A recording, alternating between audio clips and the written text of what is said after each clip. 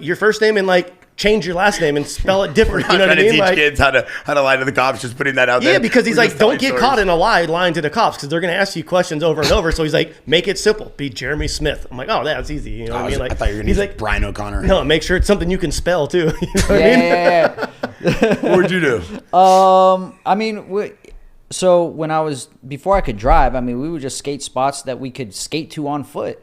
So I would skate at my junior high on the weekends, hop the fence, go skate the benches, skate, behind loading docks, behind the supermarket, just simple shit like that. And then as we got older and we were able to drive, we were able to expand out and just, you had a network of friends. So all the videos you would watch would be like, oh, my friend knows where that spot is. Let's go. Yeah, ask him what the directions are. We're going to go there this weekend, that type of thing. Because when I grew up, like, skate parks weren't really everywhere. No, there wasn't. There probably wasn't that many back then. No, There was a few, like, and they were private ones. It was like Simi Valley Skate Lab or Ventura Skate Street. Yeah, I remember the skate lab. That we could go like every so often.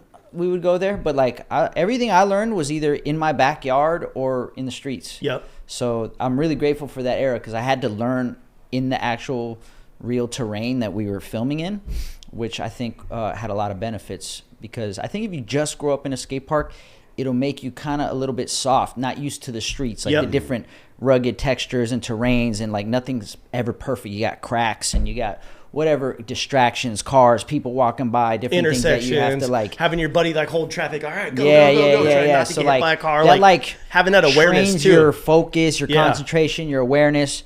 I think if you grew up only in a skate park to then finally transition into the street, it might be a little harder. Yeah, so. I feel like the route you took was like learn on the hard stuff, and then the skate park stuff got easier. Yeah.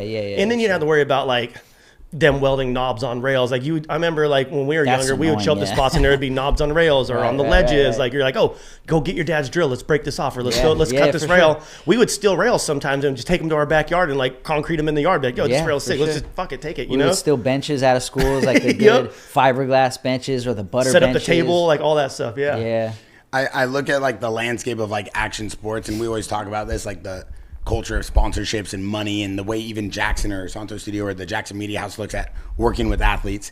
But we feel like the format, and I always talk to P-Rod about this, I literally will call him, give him 30 ideas about like a skateboard event, and he'll be You'll remember too. Yeah, exactly. Yeah, talking 100 miles I'm the same way. Yeah, and then I'm always like thinking to myself, like, how could I just like get some money and help like a skater like win a best trick or do this or do that?